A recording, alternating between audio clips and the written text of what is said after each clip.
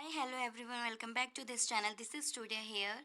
सो आज की क्लास में हम कवर करेंगे class 10 chapter 2 Nelson Mandela long walk to freedom.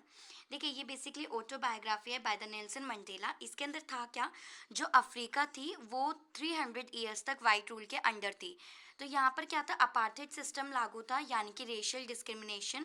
Racial discrimination क्या होते हैं, जहाँ पे वाइट पीपल्स ब्लैक पीपल्स के ऊपर रूल लगाते हैं। तो इसके अंदर होता क्या था, जो ब्लैक पीपल्स थे उनके पास कोई भी राइट्स नहीं था। वो वाइट पीपल्स के सामने नहीं आ सकते थे, उनके साथ बैठ नहीं सकते थे, उनके सामने जा नहीं सकते थे। जिस बसेस से वो ट्रैवल करते थे वाइट पीपल, उस बसेस से ब्लैक पीपल ट्रैवल नहीं कर सकते थे। तो ये बहुत सारा डिस्क्रिमिनेशन था। इसी के साथ क्या हुआ था, जब नेल्सन मंडेला ने रेशियल डिस्क्रिमिनेशन के खिलाफ आवाज़ उठाई थी तो उनको 27 साल के लिए जेल में डाल दिया गया था। फिर 1994 में डेमोक्रेटिक इलेक्शन हुए थे, जहां पर अफ्रीकन नेशनल कांग्रेस, जो पार्टी थी नेल्सन मंडेला की, वो जीत गई थी और उन्हें 252 वोट्स मिले थे टू 400 में से।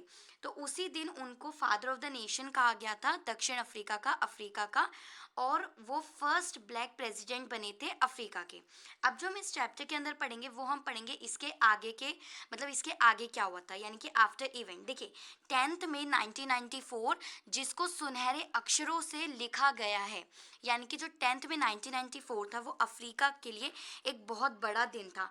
क्यों था, क्योंकि यहाँ पे 140 कंट्रीज़ के जो वर्ल्ड लीडर थे वो आए थे और पॉलिटिशियंस आए थे, जहाँ पर 1 लाख से भी ज़्यादा वाइट पीपल्स, कलर पीपल्स और ब्लैक पीपल्स थे। कलर पीपल्स क्या होते हैं, कलर पीपल्स बेसिकली हम जैसे लोग होते हैं, जहाँ पर जो ना गोरे की कैटेगरी में आते हैं ना ब्लैक पीपल्स की कैटेगरी में आते हैं। तो उस दिन 10 मई 1994 को, 10 मई 1994 को, जब ब्लैक प्रेसिडेंट बने थे नेल्सन मंडेला, तो उन्होंने एक स्पीच दी थी जहाँ पर 140 कंट्रीज से ज़्यादा के लीडर्स आए थे, पॉलिटिशियंस आए थे और 1 लाख से ज़्यादा के लोग आए थे। उस दिन क्या हुआ था, नेल्सन मंडेला ने ओथ लिया था। जो ये ओथ लिया था वो कहाँ पे था, यूनियन बिल्डिंग थी प्रिटोरिया में, जो कि एक ओपन थिएटर था। यहाँ पे नेल्सन मंडेला जी थे और उनकी डॉटर जिनानी भी थी। इसी के साथ जो अफ्रीका के फर्स्ट प्रेसिडेंट थे, फर्स्ट डिप्टी प्रेसिडेंट थे, वो थे मी बी क्लर्क, दूसरे थे थाबू मिबेकाई, तीसरे थे नेल्सन मंडेला। जब 10 में 1994 को वो ओथ लेते हैं तो ओथ लेने के साथ साथ वो एक स्पीच भी बोलते हैं, जिस स्पीच में वो बताते हैं कि मैं उन सभी लोगों का दिल से स्वागत करता हूँ। मैं उन सभी लोगों का दिल से स्वागत करता हूँ जो आज सभी मुझे सुन रहे हैं, मुझे देख रहे हैं या इस इवेंट का हिस्सा बनने आए हैं। आज हम सभी यहाँ उपस्थित हुए हैं ताकि हम अपनी फ्रीडम को ऑनर कर सकें। फ्रीडम को सेलिब्रेट करने के साथ साथ हम यह भी समझ सके कि आज हम एक बहुत बड़े ह्यूमन डिज़ास्टर से बाहर आए हैं, जो बहुत डिकेड से हमारे साथ चला आ रहा था। उसी के साथ वो कहते हैं कि आज हम एक ऐसी सोसाइटी बनाने जा रहे हैं जहाँ पर सभी लोग एक साथ मिलजुल कर रहेंगे, जहाँ पे किसी भी प्रकार का डिस्क्रिमिनेशन नहीं होगा। फिर वो कहते हैं कि एक वक्त था जब हमारी कंट्री में अपार्थाइड सिस्टम चल रहा था, जिसके कारण दुनिया के बहुत सारे लोग हमसे रिश्ता तोड़ दिए थे। लेकिन आज मुझे एक रेयर प्रिविलेज मिला है जहाँ पर मैं अफ्रीका को रिप्रेजेंट कर सकूँ। उसी के साथ वो कहते हैं कि I again said thank you after all it is a common victory. यह victory justice, people human dignity की है। आफ्टर ऑल दिस, अब मैं ये हासिल कर पाया हूँ कि मैं लोगों को गरीबी, डिग्निटी और सफोकेशन को ख़त्म कर सकूँ। उसके बाद वो कहते हैं कि अब इस ब्यूटीफुल लैंड पे कभी भी एक दूसरे के साथ कोई भी दबाव नहीं डाला जाएगा। हमने जो ह्यूमन अचीवमेंट किया है या अचीवमेंट पाया है, इस अफ्रीका में पाया है, इसका सूरज अब कभी नहीं डूबेगा। अब ये फ्रीडम की दौड़ शुरू हो चुकी है और ये अब कभी नहीं रुकेगी। तो ये सारी बातें वो स्पीच में कहते हैं और एट द एंड वो कहते हैं गुड लक अफ्रीका। ये पूरा है जो उन्होंने स्पीच दी थी। जब वो अपनी स्पीच कंप्लीट कर लेते हैं तो फिर सब क्लैप करते हैं और उसी के बाद क्या होता है, जब सब अपनी आंखें ऊपर करते हैं आसमान की तरफ, तो वो लोग देखते हैं कि हेलीकॉप्टर, फ्लाइंग जेट से स्मोक्स उड़ाए जा रहे होते हैं और जो मिलिट्री होती है वो शोज़ करती है कि दे आर विद अफ्रीकन्स, वो अफ्रीकन के साथ है, जो न्यू इलेक्टेड बॉडी बनाई गई है बाय द नेल्सन मंडेला। उसके बाद क्या होता है, everyone come take oath, they are with Africa new elected body. उसी के साथ फिर जो बाकी लोग होते हैं, बाकी पॉलिटिशियंस, पार्टीज होते हैं, लीडर्स मेडल्स होते हैं और जो पुलिस अधिकारी होते हैं जिनके पास मेडल्स होते हैं, जो मेडल लगा के होते हैं, वो भी ओथ लेते हैं, सैल्यूट करते हैं नेल्सन मंडेला को। और नेल्सन मंडेला बस एक स्माइल करते हैं और स्माइल करने के साथ साथ वो ये सोचते हैं कि अगर मैं अभी से कुछ सालों पहले की बात सोचूं या करूं तो ये वही लोग हैं जो मुझे अगर यहाँ पे देखते तो जेल के अंदर बंद कर देते, लेकिन आज ये मुझे सैल्यूट कर रहे हैं। उसी के बाद क्या के साथ स्काई में फ्लाइंग जेट से स्मोक्स उड़ाए जाते हैं। वो जो स्मोक्स होते हैं वो फ्लैग्स होता है ब्लैक पीपल्स का, जिसमें कलर्स रिप्रेजेंट किए जाते हैं जैसे black, green, blue, red, even gold. उसी के साथ क्या होता है, 2 नेशनल सॉन्ग्स गाए जाते हैं। वाइट पीपल्स का जो सॉन्ग होता है वो होता है नकोसाई सिकेल। दूसरा जो ब्लैक पीपल्स गाते हैं वो होता है डाइस टाइम। तो वहीं पर नेल्सन मंडेला देखते हैं कि जो उनका नेशनल एंथम होता है, जो उनका नेशनल सॉन्ग होता है, वो ब्लैक पीपल्स को याद भी नहीं होता है और वो सोचते हैं कि कोई बात नहीं, धीरे धीरे करके वो याद कर लेंगे। और जो उनके वर्ड्स होंगे, वो वर्ड्स जो नेशनल सॉन्ग के होंगे वो ब्लैक पीपल्स के दिल से निकले हुए होंगे।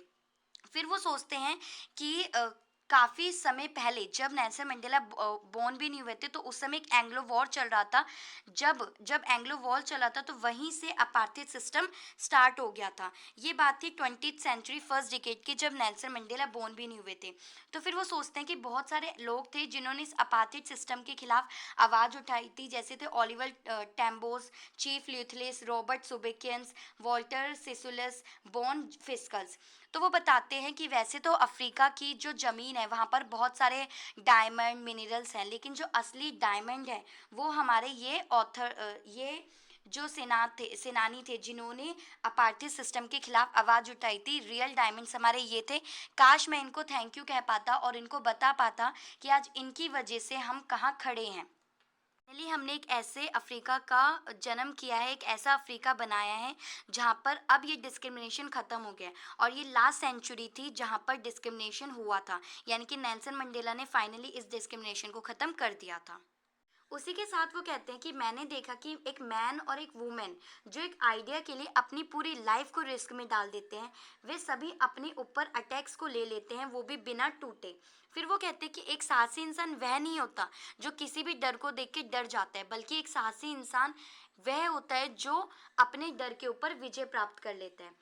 फिर वो बताते हैं कि एक समय ऐसा था जब ह्यूमन को, मतलब जो अफ्रीकन्स थे, उनको सिर्फ इसलिए पनिश किया जाता था क्योंकि वो ह्यूमन थे, वो एक अफ्रीकन ह्यूमन थे। उनके पास ह्यूमन राइट्स नहीं थे, इवन उनके पास कोई भी बेसिक ह्यूमन राइट्स तक नहीं था।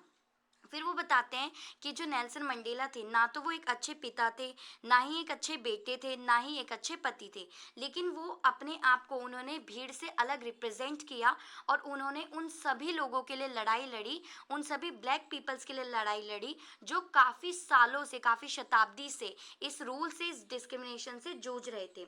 फिर क्या होता है कि जो नेल्सन मंडेला होते हैं, जो उनका बचपन का समय होता है, मतलब वो बचपन में उनका कोई ऐसा सपना नहीं होता कि वो बड़े होके राइट्स के लिए लड़ेंगे या फिर आवाज़ उठाएंगे। उनके बचपन में सिर्फ एक नॉर्मल सपना होता है कि जो उनके घर के बाहर, जो उनके हट के बाहर एक फील्ड है, वो वहाँ पे दौड़ना चाहते हैं और वो इतना दूर दौड़ना चाहते हैं जहाँ तक वो दौड़ सकेंगे। वो तारों के नीचे खाना बनाना चाहते हैं और तब तक खाना बनाना चाहते हैं जब तक उनका मन करेगा। वो स्विमिंग करना चाहते हैं और वो वहाँ तक स्विमिंग करना चाहते हैं, जब तक स्विमिंग करना चाहते हैं जब तक उनका मन करेगा। लेकिन जैसे जैसे वो बड़े होते हैं, जैसे जैसे वो यंग होते हैं, वो स्टूडेंट लाइफ जीते हैं, तो उनके साथ कहीं ना कहीं डिस्क्रिमिनेशन किया जाता है, कहीं ना कहीं भेदभाव किया जाता है। फिर उनकी शादी हो जाती है, उनकी वाइफ जो आ जाती है, वो देखते हैं कि जो उनके भाई बहन होते हैं वो खुश नहीं होते हैं। तो उनको ये सब बहुत ज़्यादा फील होता है कि ये सब चल क्या रहा है, क्यों हम पे ये सारे जो अधिकार है, जो मतलब ये सारे कानून हम पे थोपे जा रहे हैं। तो उसी के साथ फिर वो एएनसी ज्वाइन कर लेते हैं और जब वो एएनसी ज्वाइन कर लेते हैं तो उनको एज अ क्रिमिनल होस्ट कर दिया जाता है और उनको जेल में बंद कर दिया जाता है। फिर वो आफ्टर सम टाइम विन हो जाते हैं, जो मैंने अभी आपको बताया कि 252 वोट से विन हो जाते हैं और फिर फाइनली वो ब्लैक प्रेसिडेंट बन जाते हैं, first black president of the Africa. इसी के साथ ये चैप्टर कंप्लीट होता है। ये मैंने कोशिश करी कि मैं आपको छोटे से छोटा, इजी टू इजी लैंग्वेज में इस चैप्टर को समझा सकूं, क्योंकि ये सबसे टफेस्ट चैप्टर तो नहीं कह सकते, बट थोड़ा सा लिटिल बिट बोरिंग चैप्टर माना जाता है बच्चों की तरफ से। लेकिन मैंने कोशिश की कि मैं इसको इजी टू इजी लैंग्वेज में समझा सकूं। आई होप आपको ये कॉन्सेप्ट समझ में आया होगा। अगर कॉन्सेप्ट समझ में आया हो तो वीडियो को लाइक करना, शेयर करना अपने और फ्रेंड्स के साथ, और अगर चैनल पे नए हो तो सब्सक्राइब करना। Thank you for watching.